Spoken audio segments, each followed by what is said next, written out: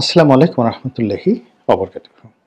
সম্মানিত দর্শক, ডক্টর মোহাম্মদ ইউনূস সরকারের কর্মকাণ্ড, তার সরকারের সফলতা ব্যর্থতা এবং সম্ভবত তার সরকারের যে ভবিষ্যৎ কি হতে যাচ্ছে, এগুলো নিয়ে নাকি একটি আন্তর্জাতিক সংস্থা বিস্তারিত জরিপ করেছে এবং সেই জরিপের ফলাফল নিয়ে কথাবার্তা বলবো। তার আগে বলে নেই যে কেন এই জরিপটিকে আমি দুনিয়া কাঁপানো একটি জরিপ বলছি। তো ডক্টর মোহাম্মদ ইউনূসের যে কার্যকাল যদি আপনি ধরেন আর মাত্র 15 দিন, অর্থাৎ নির্বাচনের তফসিল যদি ঘোষণা হয়ে যায় তাহলে ডিসেম্বর মাসের 15 তারিখের মধ্যে যদি হয় তাহলে তো 15 দিন মাত্র বা তারও কম। আর তফসিল ঘোষণা করার পর সরকার আসলে কার্যত কোনো সিদ্ধান্ত নিতে পারে না এবং তাকে ডে টু ডে কাজ করতে হয় এবং পুরো দেশের নিয়ন্ত্রণভার চলে যায় ইলেকশন কমিশনের হাতে। তো এই 15 দিন সরকারের হাতে মাত্র সময়। এই সময়টাতে একটার পর একটা প্রাকৃতিক, অতি প্রাকৃতিক, মানব সৃষ্ট বিভিন্ন ঘটনা ঘটে যাচ্ছে এবং আপনি একটির সঙ্গে অন্যটির কোনো সংযোগ পাবেন না। যেমন ধরুন, পালনে ছাড়েন বেগম খালেদা জিয়া এই সময় অসুস্থ হয়ে পড়লেন।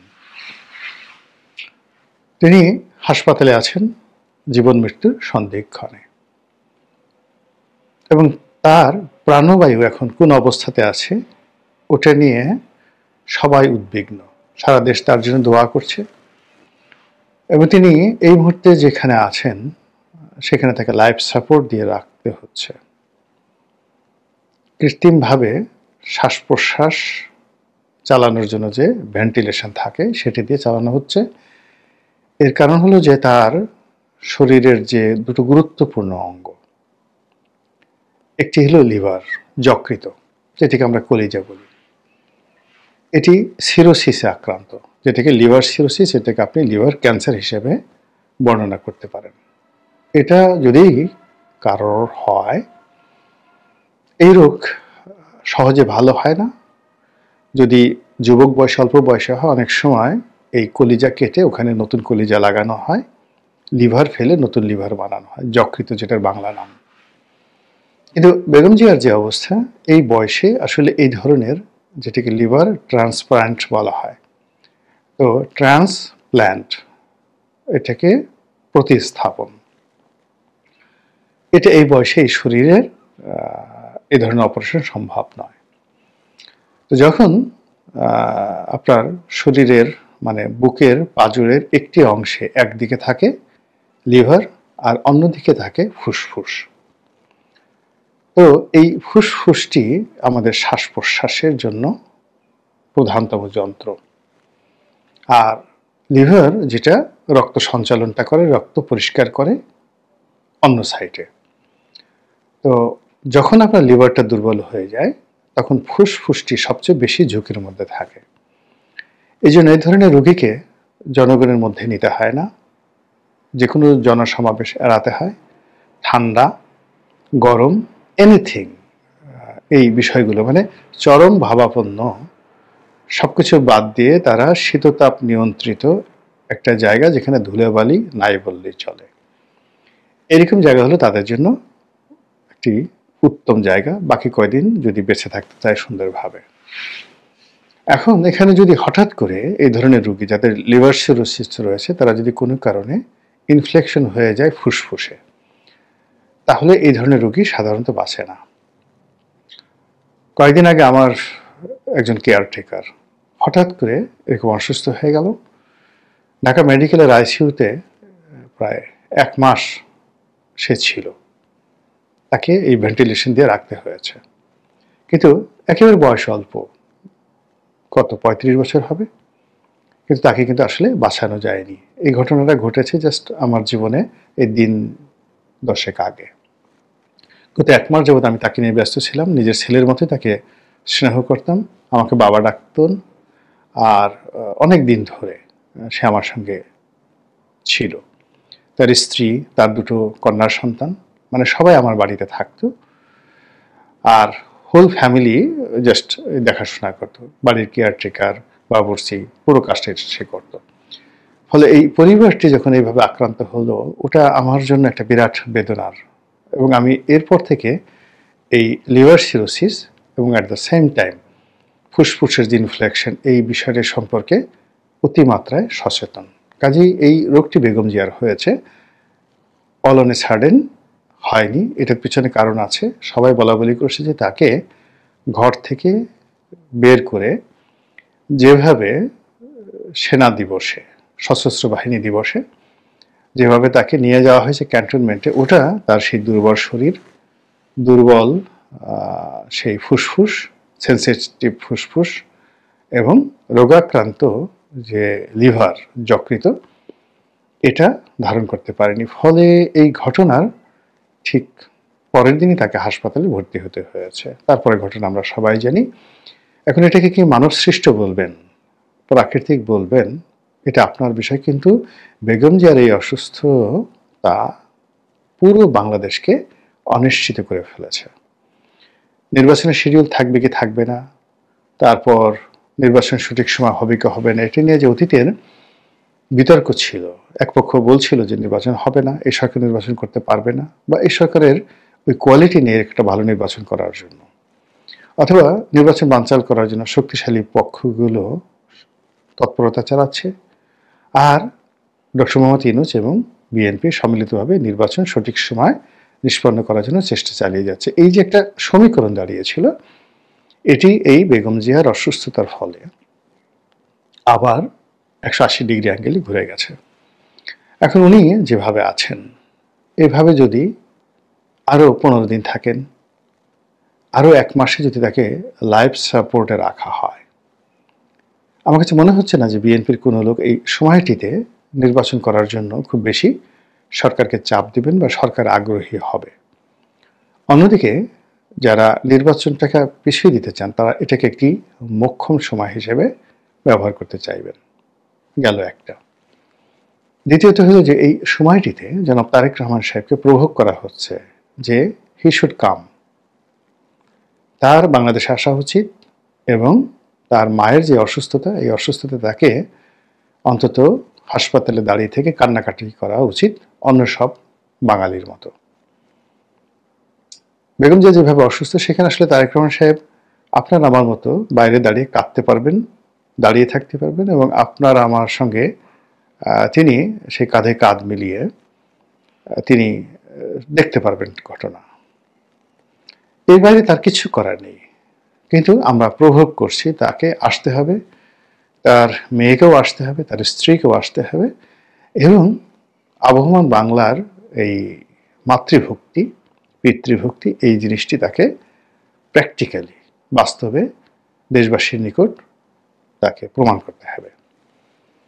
এবং এখন তিনি এই বিষয়টা নিয়ে এতটা সেন্সিটিভ অবস্থার মধ্যে পড়েছেন যে আজকের এই দিনে আমি যখন ভিডিওটি করছি, ডিসেম্বর মাসের 2 তারিখ দুপুরবেলা, তখন ইন্টারনেটে ছড়িয়ে পড়ছে যে তারেক রহমান সাহেব হিথ্রো এয়ারপোর্টে তিনি আলটিমেটলি ঢুকে গেছেন এবং প্লেনে উঠছেন বাংলাদেশে আসার জন্য, এবং আজ রাতে তিনি বাংলাদেশে আসবেন। আমাকে অনেকে জিজ্ঞেস করছে, তা আমি বললাম যে ভাই আমি জানি না, আল্লাহ জানেন। এখন তিনি প্রভোগ হয়ে আসবেন কি আসবেন না, এটা আর একটা জটিল পরিস্থিতি তৈরি করবে। আসলে এক ধরনের পরিস্থিতি, না আসলে এক ধরনের পরিস্থিতি। আবার এই যে বেগম জিয়ার অসুস্থতা নিয়ে তিনি যে একটা স্ট্যাটাস দিয়েছেন যে তিনি বাংলাদেশে আসতে পারছেন না, এর কারণ হলো আসার জন্য বহু পক্ষের সম্মতি দরকার রয়েছে, তিনি অন্য সবার মতো একক সিদ্ধান্ত নিতে পারছেন না। তো এটা যদি তিনি স্থির রাখেন, তাহলে মাঠে তার যারা নেতাকর্মী রয়েছেন তারা মাঠে মারা পড়বেন। এর কারণ হলো নেতা যেখানে আসতে পারছেন না, ইট মিনস বিএনপির ক্ষমতা নেই, এবং যাদের ক্ষমতা নেই তাদেরকে কেউ পাত্তা দেয় না, তারা ক্ষমতা আসছে না, এটা কনফার্ম হয়ে যাবে। যেহেতু নেতা বাংলাদেশে আসতে পারছে না, কাজেই তিনি যে মনোনয়ন দিলেন, তার দলের মনোনয়ন দিলেন, ওটার 2 পয়সার মূল্য নাই। এটা বটপাতা, বা মানে যাকে বলা হয় তালপাতা, অথবা ধরুন কাঁঠালের পাতা, যেগুলোকে আমরা টাকা বানিয়ে ছোটকালে খেলতাম। তো এরকম নমিনেশনের মূল্য কমে যাবে, প্রার্থীরা মাঠের মধ্যে ভীষণ রকম বিপর্যয়ের মধ্যে পড়বেন, অন্তর্দ্বন্দ্ব কলহ বের হয়ে যাবে, যেহেতু নেতার কোনো ক্ষমতা নেই, নেতা আসতে পারছেন না, নেতার ভোট নাই, তিনি ভোটার না, এই ইত্যাদি কথাবার্তা কিন্তু ইতিমধ্যে এটা মানব সৃষ্ট অথবা প্রকৃতির সৃষ্ট, বাট ফ্যাক্ট। 2 নম্বর হলো তিনি এখন যদি আজকে রাতে সত্যি আসেন, তখন সবাই বলবে যে তিনি যে আগে যে কথাটা বলেছিলেন সে কথা তো তিনি সঠিক বলেননি। তো সব পক্ষ যদি রাজি না থাকতো তিনি এলেন কি করে, এটা একটা ব্যাপার। আর এই যে এখন একটা শ্বাসরুদ্ধকর অবস্থা, সেই শ্বাসরুদ্ধকর অবস্থার মধ্যে তিনি আসবেন, দাঁড়িয়ে থাকবেন, কাঁদবেন, ফলে তাকে নিয়ে যে আবেগ, উচ্ছ্বাস, তার নেতৃত্বের যে রয়্যালিটি, রাজস্বিকতা, এটা আর দেখানো হলো না, এটা সেলিব্রেট করা হলো না। ফলে তিনি আর মির্জা ফখরুল, তিনি আর সালাউদ্দিন সাহেব, তিনি নাহিদ, সার্জিস, আমতারেক, নুরুল হক নুরু, পার্থ, ব্যারিস্টার পার্থ, ববি হাজ্জাজ, জোনায়েদ সাকি, এদের মধ্যে খুব বেশি পার্থক্য করা যাবে না। এখানে হলো যে সবাই তো আমরা মানুষ, রাজা আমরা বানাই, তাকে পোশাক পরাই, তার জন্য বড় একটা চেয়ার দেই, তার মাথায় একটা মুকুট দেই, তার জন্য ঘোড়া তৈরি করি, তার হাতে একটা চাবুক দিয়ে দেই, এরপরে আমরা বলি সে রাজা। কিন্তু সেই রাজা যখন ওই সব কিছু ত্যাগ করে ছদ্মবেশে বের হন, তখন আমরা তাকে একজন সাধারণ মানুষ মনে করি। বাংলাদেশের রাজনীতিতে বেগম জিয়া, শেখ হাসিনা, মানে আমরাই তাদেরকে রাজা বানিয়েছি, কিন্তু তারা যখন রাজনীতিতে রাজা হননি তার আগে দেখবেন তারা গৃহবধূ, একেবারে গৃহবধূ, কেউ তাদেরকে পাত্তা দিত না।